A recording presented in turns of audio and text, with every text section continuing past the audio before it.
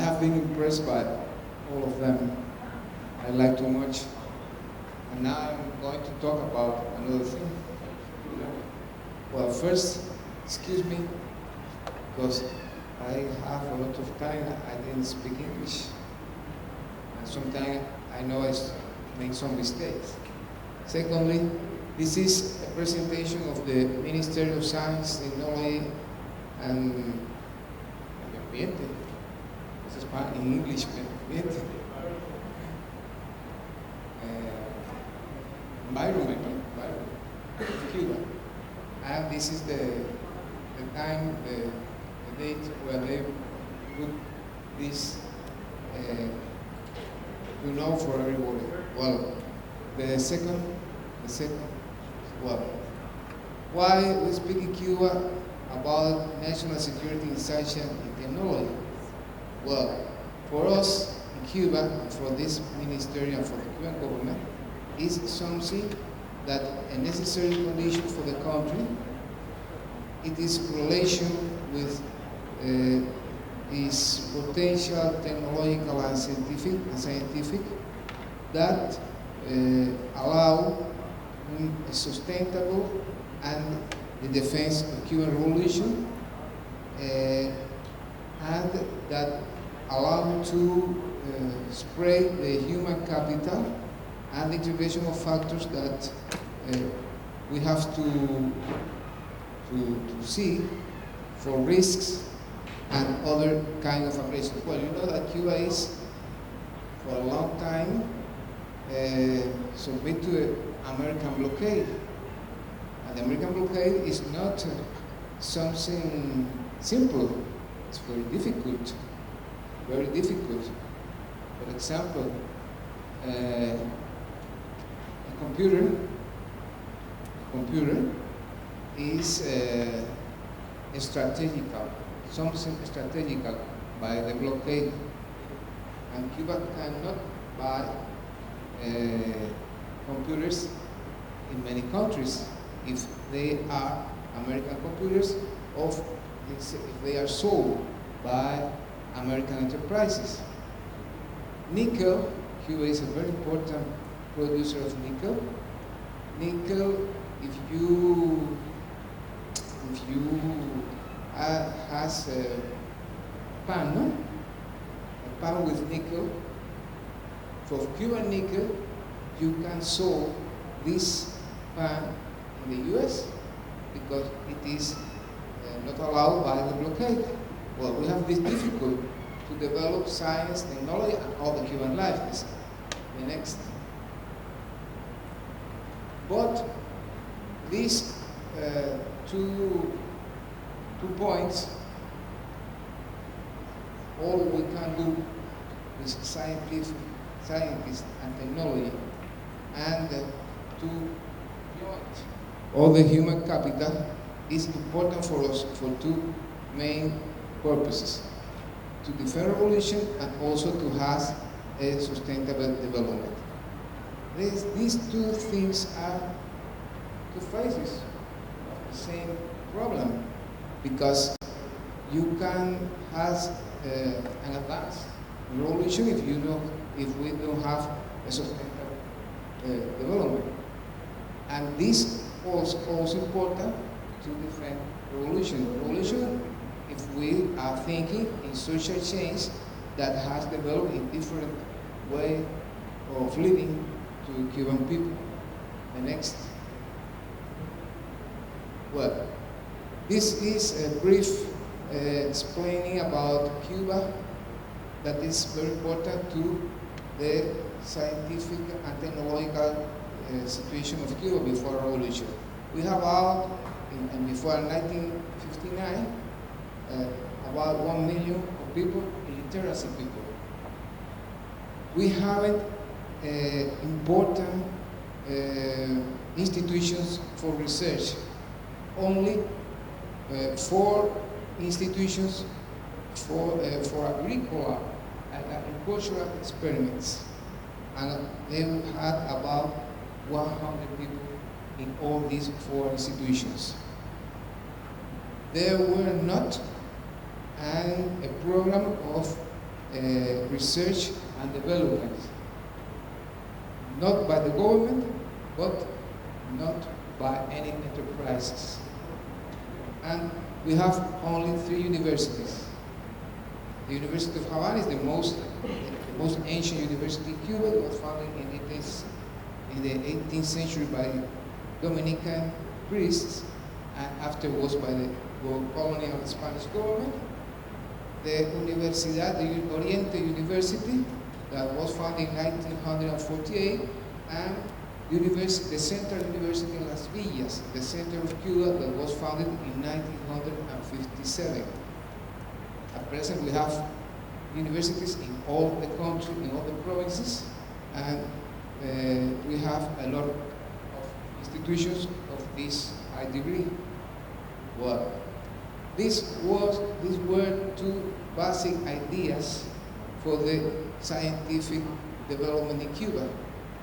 Jose Marti said in 1884, to be a cultured people, we must be, it's important for be free, for have liberty.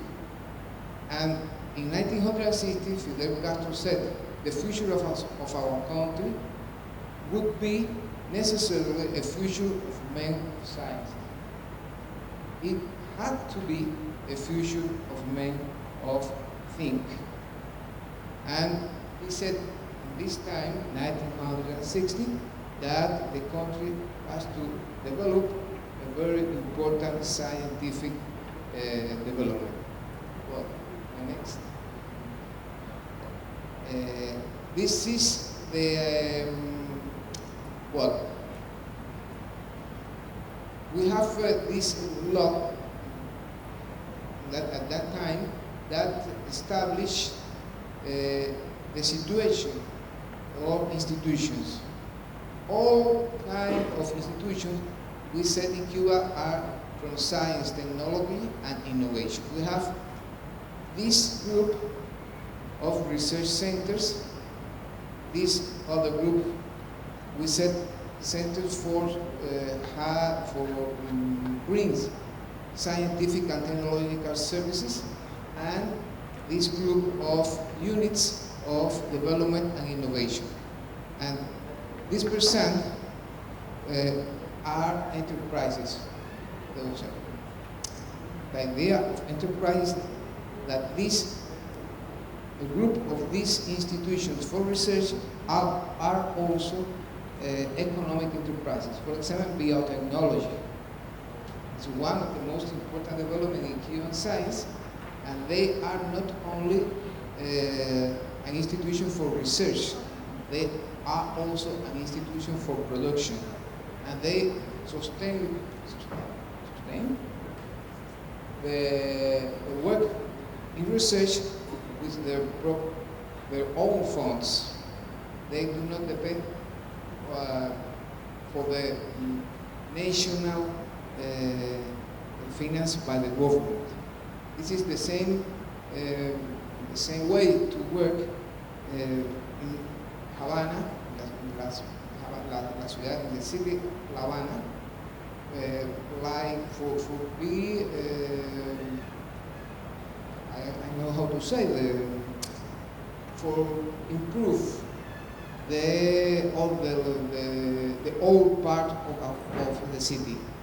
They have a group of enterprises that work with tourism, with different kind of obtain money, and they pay all the cost to save the old Havana with their money, not with assignment of the government. Well, this is the distribution of the different branches of science. 171 institutions for research, only for research. This group of natural and exact sciences. Because I'm thinking, are there exact sciences? Well, I remember now that among of the exact sciences, like some of them said sometimes, well, we need a not exactly idea of social science sometimes, because they say, well, social science are not exactly. Well, it's a good doctrine to have that social sciences are not exactly, but they say sometimes, well, we need sometimes this kind of idea from social science, from techniques, biomedicals, agriculture and cattle, and social and humanistic. Well, in Spanish, it's usually to say, or in Cuba and in more countries that have Spanish language, we said social science, and we are thinking in more sociology, history, linguistics. I know in the Anglo universities, you said social science and humanities as different things. For us, it's the same, because, well, we think that history is social science, but the center, for example, is humanity. And that's the same thing for linguistics and for sociology and for anthropology. And when you study the Creole here in Belize, you are working in social science, but your idea is for humanity, for now the humanity here. Well, the next. Well, this is people who works in these institutions. This is the percent of women, how many of them are researchers with category. We have a system of categorized the researchers from the top to the bottom, and we have 4 categories. And when you are working in these institutions, you can go from one to other, in relation with your work. Well, and this time we have this group as the total workers in this kind of institutions. These are researchers, these are technologists, doctors and masters, and the group that have a docent category, professor category, and that we said in Cuba,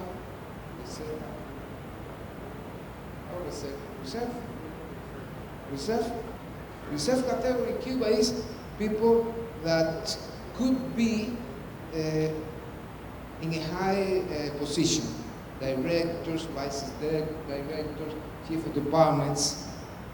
Well, the next.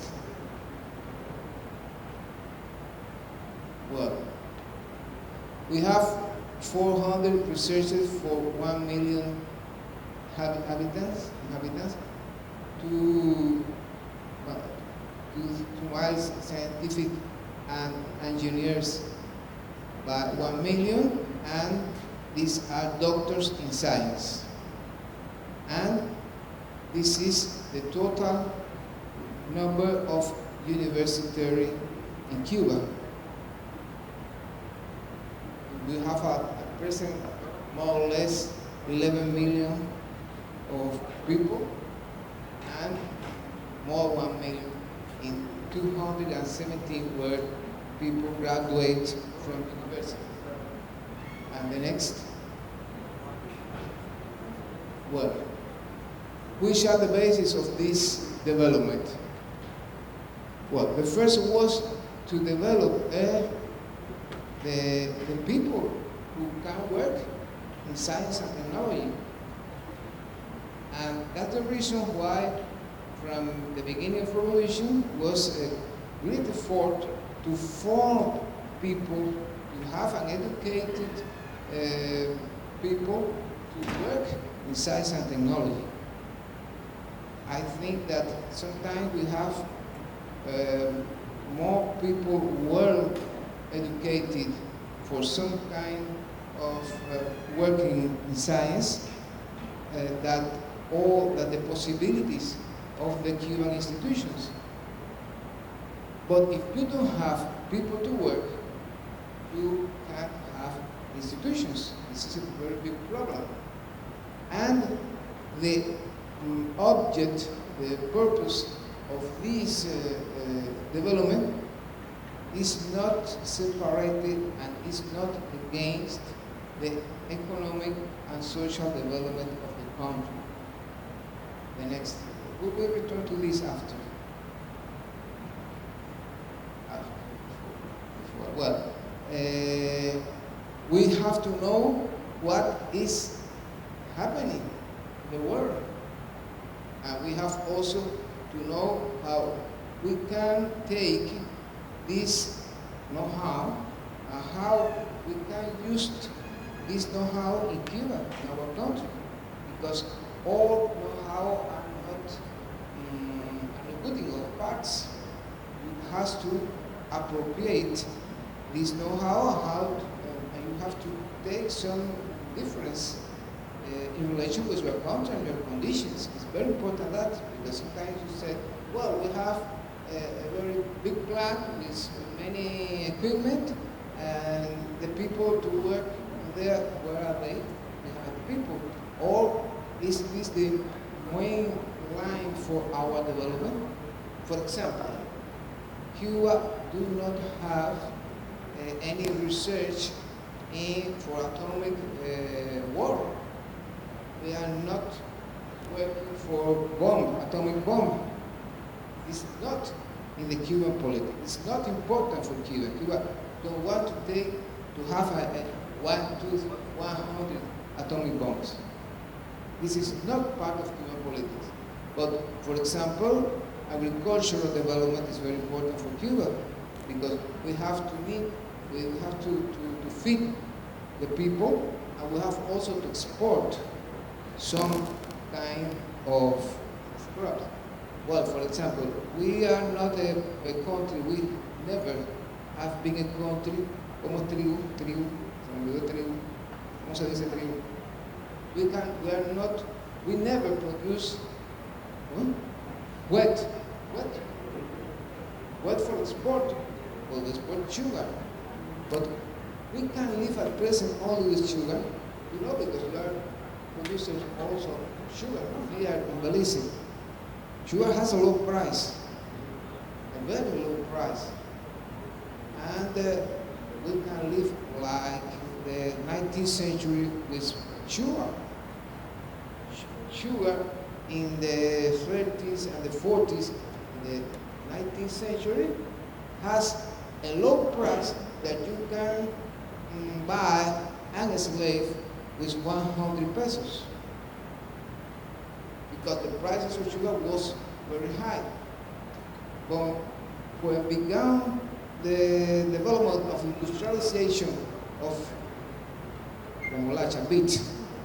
beet in Europe, fall down the prices of sugar. And this is a historic line. The tendency of sugar from east to low. Only in the First World War and in the Second World War, the prices increase a little.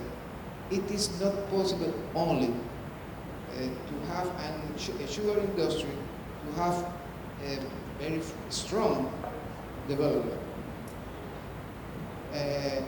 But you can take out all the sugar culture in Cuba. And well, Cuba has to work too much in the to take this raw material to another the chemistry development and another products that came from sugar and from the cane of sugar. Next. Well, we have a lot of, we said, national programs. National programs are lines in science technology that the government improve. these are not all the programs, scientific programs. These are the main programs that have a very strong interest from government. As you see, they are from different branches. Animal feed, human feed, nuclear technology, laser, ultrasonic, meteorology. Meteorology is very important for us and for you also. Medical services, nanotechnologies, sports, study for cancer, society, human society, international relations, history, Cuba, history branch, history. History is very important for us because it's the Cuban memory. And the history for us is not only to know how we are, where we come, who we are, but also where are us part. For us it's very important to be part of Caribbean. For us it's very important to be from Latin America. But for us also it's very important to know how Cuba at present is the final situation for a long history. Because if we have different branches, different people who are the ancestors of the Cuban people, actual Cuban people, we have to know how these people came to Cuba, how they developed in Cuba, how they mixed in Cuba. That's the reason I was very interested in your presentation. That idea of Creole for me was very important. Well, these are the 33 main national programs, which is the next. Well, this is the future, the strategic axis until 230. Well, the government and the social integration, the productive transformation, and how Cuba could be into the international trends, infrastructure, how we can develop the workers for technology, science, and innovation, the natural resources and environment, and how we have a human development with equal and justice. Which one? Well, we have the present, how the different institutions in science that bring support to economic and strategical economic branches. We have the different branches. As you see, the most important are professional services. At present, this is one of the most important fund for Cuba, the professional services. The next. But for us, it's very important ethics. It's not important to have a lot of scientists if you don't have this science with an ethic conscience. Why are we working? For obtain only money? Or for have better people and for have solidarity with all people? And this is the principle, the ethic principles that we have to work to form the scientists. Solidarity and humanism, correspondence with economic and social trends for the country, a pacific use of science and technology to integrate knowledge, institutions, and people dedicated with patriotism to work, and to know that the science, the basis of this science is in the people. And the next. And what? This is an idea from Fidel Castro that he explained in 1981, that to survive revolution and socialism in Cuba, we have to preserve independence, and that independence is sustained today from principle in science and technology. That's the reason that the Cuban government brings an important support to science and technology. And he said also that this idea with science and technology is a first step in politics in the fight for win against the Cuban enemy.